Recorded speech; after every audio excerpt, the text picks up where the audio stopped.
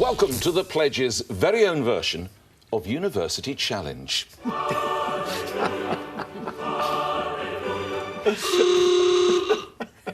And here's your starter for 10. When is it fair to discriminate against a student who slaved away diligently for 2 years to land the highest grades possible at A-level, 3 A stars, but deny them the chance to study at one of the world's finest universities? Come on, come on! Well, pitiful. The answer is when those students apply to go to Oxford University. In a break with 900 years of tradition, Oxford is to hand out 250 places to students who do not need to get the best grades. Indeed, instead of 3 A stars or A's, an A, B, B will get you to the dreaming spires. It's an attempt to help disadvantaged students gain the sort of education they would not usually dream of. But justifiably, private school pupils, middle-class parents, teachers and heads are pretty peeved. It's not the fault of the student. They have rich parents and were fortunate to attend a posh school. So, this House believes this is an unfair and unjustifiable assault on assumed privilege. Discuss.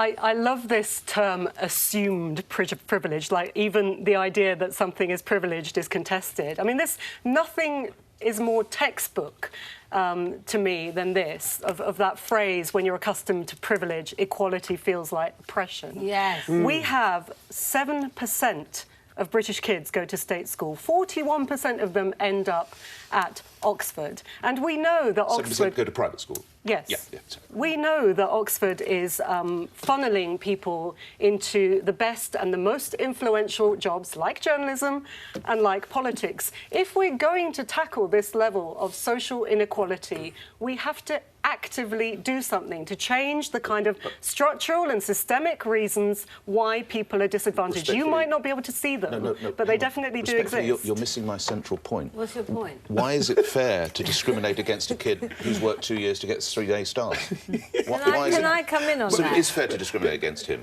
Before you do, June, can I have Oxford wants to respond? Yeah. So Oxford University would like to say to Nick, the issue of not having enough spaces for everyone who applies is not unique to Oxford.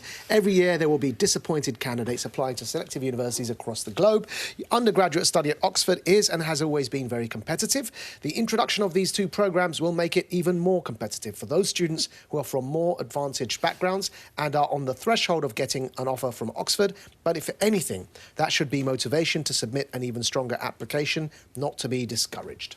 Explain to me why a young man or woman has worked 2 years, gets his or her A stars.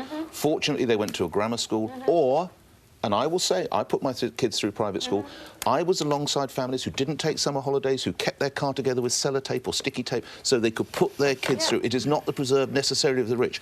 Why should that child be discriminated against? I'll tell you what, because the same thing has been happening to state schools kids for centuries. So at the moment, if you look at the statistics, only 13% of state school children who have the grades to get into Russell Group universities actually get into there. So So my point is, what you've been saying has been going on to state school kids disproportionately to what we're talking about now. So now two wrongs make a right, Let me finish.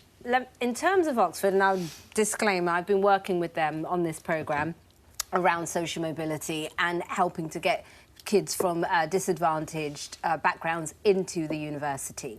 Now, we know that what's happened is because of those statistics in how few state school children are getting into Russell Group universities, that actually Oxford and Cambridge were some of the worst offenders on that. Question, no, I am. So they why is it fair? It's just not the answer you wanted. So they are now actively realising that there is so much untapped potential in the rest of society, and they are now going to make sure that they get those kids into I'm not saying we shouldn't be helping those kids, but how is it fair? Just because a kid went to a private school, why is he just... You've said you've got the solution. You can tell me why it's fair. No, I didn't. I said I heard an answer. Oh, you had an answer? I heard her justifiable answer. I heard her answering your question. I think she's saying the discrimination is already going on the other way. So let's have more discrimination. So actually, whenever you try and level the playing... The answer I heard June say, at least, is whenever you try and level the playing field, because discrimination is already happening, then that does result in, to combine Rachel's point with June's, the people people that had the advantage feeling oppressed, but actually all you're doing is levelling the playing field.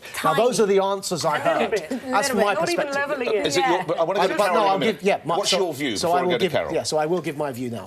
Look, the figure that was the statistic that was quoted earlier is 42%, actually. 42% of Oxbridge places went to private school pupils, though only 7% of all UK pupils attended private school. Right? So I think that I'm not going to cry over the fact that prior to this, on this programme, I've said I don't support quota systems, but I'm not going to cry over this particular fact that I think I've lost this debate, because I also recognise, and this is where I'm really, really surprised you've taken this line, that there's a huge injustice going on.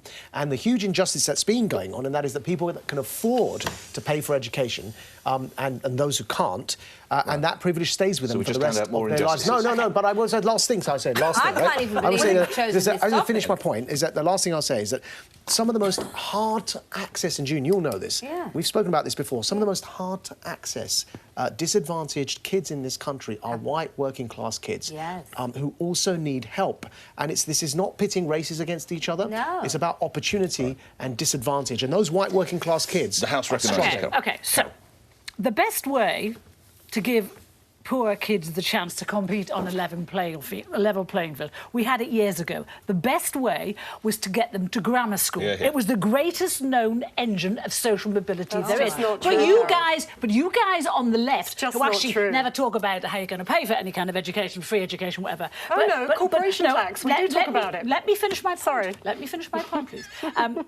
That was the way to get kids socially mobile. I want to read you a quote from Conservative candidate for London Mayor Sean Bailey. He says, if you're a black person, you don't want to be part of someone's quota. You want to be there on merit. If you're going to say more black people should go to Oxford and Cambridge, I'm all for that, but you need to create a culture of excellence in those communities, and that means dealing with situations long before university. And can I just finish? Let me finish my point here. The one anecdote proves the... Most young people, I think, would be horrified at the thought of being given a, quote, special place at university. And when they get there, let me just finish and then I'll shut up. I doubt that. Lots of people who go to Oxford and Cambridge, they always come top at everything. So for some of these disadvantaged, and I use that in quote, kids, that might be inspirational for them. For the rest, I think it would be terrifying and disheartening, and it will not make Oxford a positive experience. Well, starters, if we just go back to the original stat that I quoted, which is that only 13% of the kids with the grades are even getting into those schools. So there are lots of kids who will have the grades, who have the 2 A stars and the A. We're talking about quotas now. Let me finish. Who now at least are going to have a chance to get into that school. And in terms of the foundation programme, so again, like I said, I worked with Lady Margaret Hall when they started this, and absolute credit to Alan Rusbridger for bringing this system in. And here is an actual quote from one of the young people who was on this programme, the foundation programme into Oxford. And this is what Sherelle Malongo had to say. She said, as a young woman from Newham, Oxford seemed a distant dream, but since arriving in September 2017, I can't imagine being anywhere else. The foundation year has changed my life, and today's announcement means many more lives will be transformed. And what they're doing with the programme is expanding it out so that it then cuts across all colleges in 2020.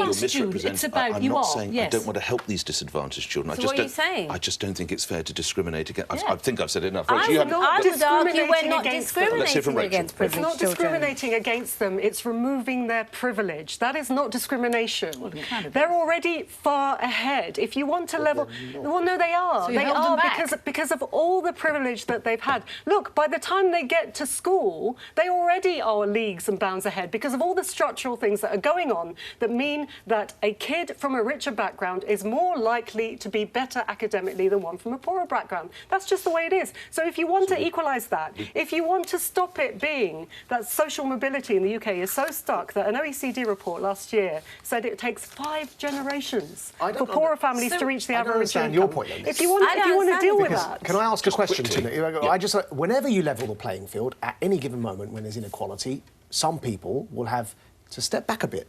But all I'm saying is there will be people watching the show who don't go on holidays, who are saving every possible dollar they can to put their kids, their sons and daughters through private. I don't see why, after 2 years of study, they should be discriminated. We're going in circles. Well, that's a very small group. The majority of people in private schools, their parents have the means to put them there. Don't know Just that's saying. fair. I really don't. Anyway, coming up after the break, find out what caused this reaction at a graduation ceremony in the States.